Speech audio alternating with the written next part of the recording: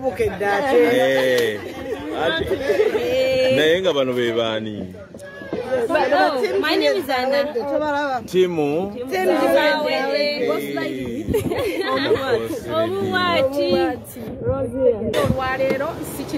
Gwani. Nzamanya gange nze Teddy Namatovu nvude all the way from Worcester, Boston. And the boat cruise. Kakatsokoleke. Church kunyumidde convention. Convention ene badde nungi, programs zonna zibadde nungi. Buli kimu kigenze bulungi apart from this private. Tulaba amanya Josephat Seguya wano e Dallas, Texas. Ekibadde wano badde boat cruise nga bannayuganda bali mu kibiina kya Uganda North American Association.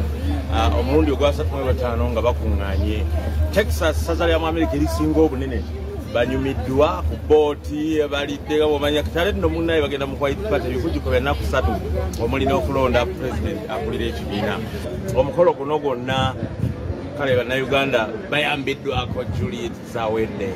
Nokulaba nti abaana badde bambadde boss lady Juliet Zawedde in Dallas. Oyo nno bannange oyo ye mumumanyi bulungi ayamba ono n'ayamba oli ye yennyini ye party.